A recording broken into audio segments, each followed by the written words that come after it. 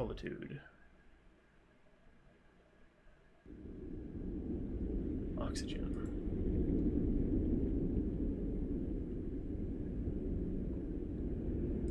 Can I... There we go. One day I heard a noise, as if someone was calling me. The noise pointed directly at my heart. And like an illness, it took control of my entire being.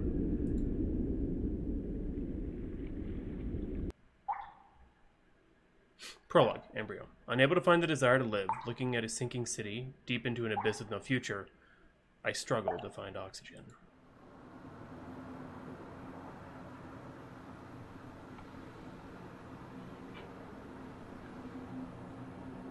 I wake up from a strange vision. I'm still in my apartment. Safe. Alone. I find it hard to breathe. The air in my lungs has vanished. But after a while, everything calms down. Eventually, it goes back to normal. My mind is fuzzy, though, and my throat is completely dry. Drink some water. I take a few sips from the bottle next to my bed. But with each one, I feel a faint wave of nausea rising from my stomach. As my body is still sore, I try to take one more sip. The nausea only increases, forcing me to stop. Bothered by the sensation, I decide to get up.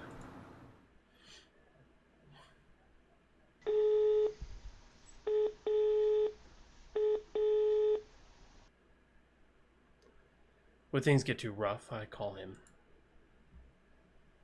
It depends on when the realization crashes down on me.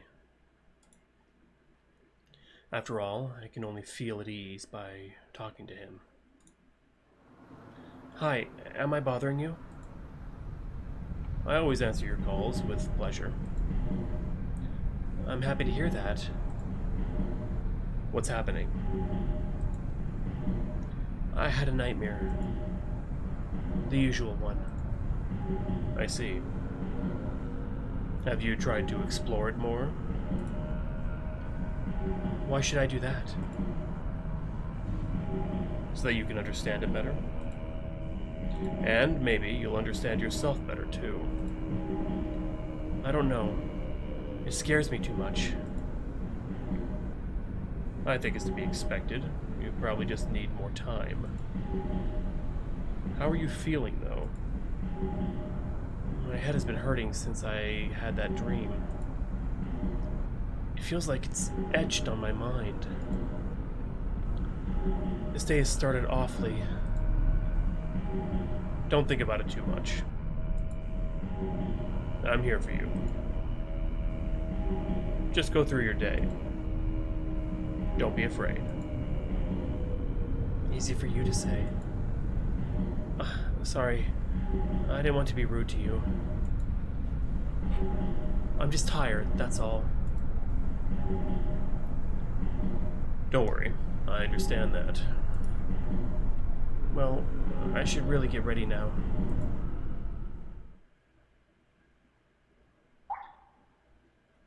Chapter 1. Deep Burial. I saw a meadowlark flying. I envied its freedom, and desired to crash it between my fingers. Now I observe it, trapped in a cage on my balcony, and I understand the truth of the human connection. Or condition. I couldn't. It went too fast! As I look at myself in the mirror, I notice that something has slightly changed. It's a small detail, almost impossible to be perceived. But today I'm paler than usual.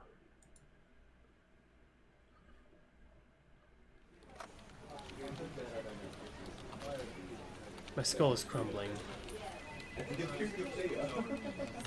My nerves are melting. My spirit is sinking. Yet I still have to work. Mood. Sometimes it seems everything has been deprived of purpose. This city, the entire world, are similar to an empty glass. Sooner or later, everything will be submerged. When we'll reach the point of no return, water will swallow everything. It will erase all of us. All these buildings we live in, all the stuff we surround ourselves with, will be engulfed. Maybe we still have time to fix things, and that will be the end.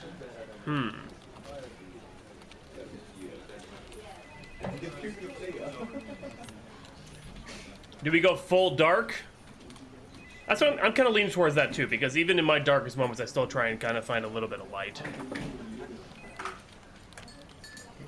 Sometimes I force myself to be hopeful. I try with all my strength to repress my fears, to go on through the day without thinking. If I stop thinking and feeling, everything will be alright. I'll just become like any other person. But most of the time, it's just too much. Negativity takes control of me, and it gets more and more difficult to resist. Everything gets blurred out. And I try to resist as hard as I can until my soul is crushed. But as time goes by, this gets more and more difficult, and as I envision cities abandoned deep into the dark abyss, my head explodes. My heart stops. Breathing becomes a struggle. I could throw up by any minute. Yet I'm still here in the office. I have to keep working. After all, get lunch, and after that, get lunch with a colleague. Forced to swallow all the fears that trouble me. Every day I spend my lunch break at the same table with the same person. We started working here the same day. We've known each other ever since. Hey, girl! How was work this morning? Just fine. I finished checking some paperwork. What about you? Great! Nice job! Same for me. I've been on paperwork all week. But thank God it's almost over. I just feel great at the idea of working in the office again, you know? Staying at home with my noisy husband was a pain. Plus, I missed you a lot. How have you been? Yeah, I can imagine. I've been alright, I guess. Darko. Some things happen, but nothing worth talking about. What about you? Noisy husband apart, I mean. I feel like I'm rejuvenated. Still feels strange and unusual, but working together again, seeing people we love, it's really great. The skin on my hands started peeling because of the sanitizers, you know? I wonder what they put into those things. Yes, it is. But what is it? I understand what you mean, but I feel awful. Why? Did something bad happen? That straight culture. Not really. Still, I can't help but think about the people who have lost their jobs or their loved ones. The homeless people that I see in every street I pass through. Or the sadness and loneliness on everyone's faces. That doesn't mean we can't be cheerful about our own daily life, does it? What matters is that we're happy and safe. And we can't do much about others. I know. I'm just scared of the repercussions, that's all. Look, I do understand it. However, let's just talk about something else, okay? Yeah, we should. Listen, there's been something on my mind lately. I don't really know how to say this. You want to be the third wheel in my marriage? Are you going to do something about those bags under your eyes? Wow, girl! I mean, I'm sorry to bring it up, but they kind of scare the clients. They scare the clients? What do you mean? I heard that some people lately are frightened by your appearance. They say you're creeping them out. It's just rumors, but maybe you should take it as advice? Wow. Kia.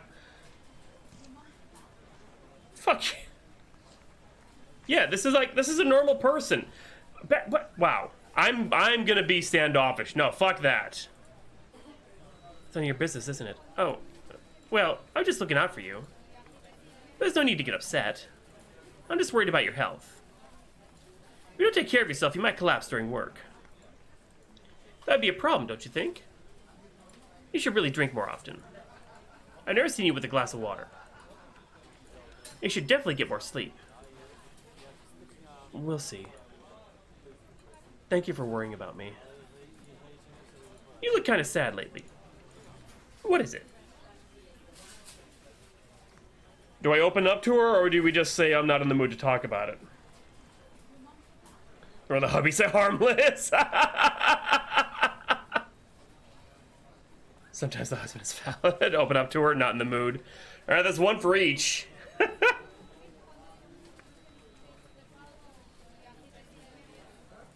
I love the art of this. That's not an option, Kia. Hey. Dora!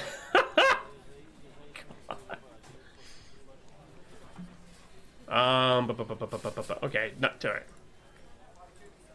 It's alright if you don't want to talk right now. But please, at least take more care of yourself. Yes, I will. By the way, have you heard the news? What news?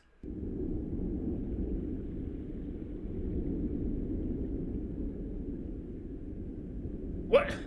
Sorry for next week. I'll become the management director. The fuck? I'm so excited. Oh, that's wonderful. Congratulations. Thank you. You know, ever since I graduated, I've been hoping to find a good job. And to live a nice and happy life. Without anyone's help. I really hope that one day you will succeed too. I'm not sure if I'm suited for that. Are you for real? Everyone is suited for a promotion. You should work to seek happiness and independence. This job can't bring me real happiness, or I don't know if I deserve to be happy.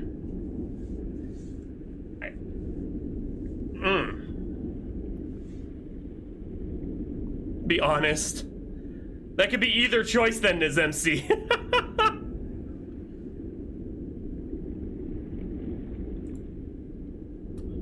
Real happy. I disagree. I think it can. Look at me. I'm satisfied with myself. Proud of all the things I've achieved. Of my clients' smiling faces. That's all thanks to me and the work I've done. And what about the intern who jumped off the 5th floor? Your experience is yours alone. I don't think that only focusing on our job will bring us happiness. We all will get older and die. Eventually, the world will end. So, what is the meaning of all this? Being this obsessed about work won't take us anywhere. I think you just lack ambition. And I'm sorry to say this, but you won't get too far without it. In this time and age, ambition is all that we have left. Without it, we're nothing. You're obviously scared. I understand that. You can't fall victim to your fears.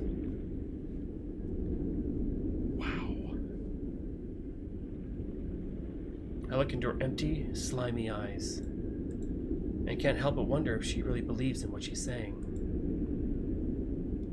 Not falling victim to fear. Working to become happy. Those are all perfect and idealistic words, told by someone who doesn't understand my suffering. But if, one day, everything will be submerged, then she too will. Suddenly, the scenes of my dreams start to play in my head. Something is moving from my stomach. Pushing, working its way through my esophagus.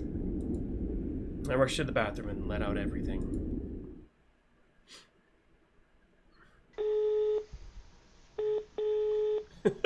Harmless. Hey, how are you today? Terrible. I feel sicker than before. Sometimes we have to navigate our pain in order to become happier. By saying this, I don't mean that it's alright for you to suffer, but only that it may be part of the process.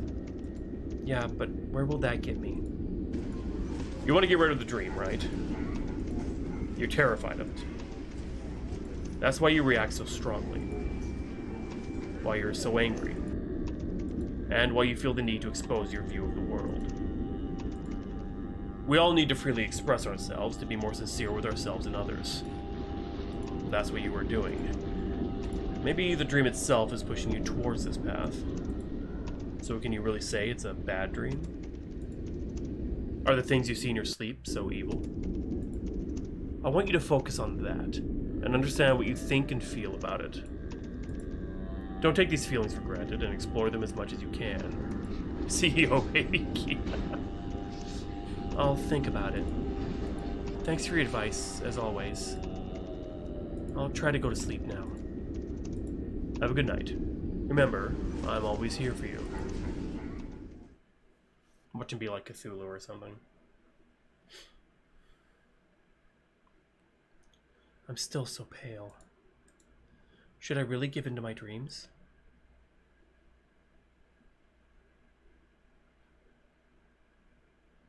Ah! Oh, nice. I'm actually really intrigued by this. Like, super intrigued. That's pretty cool.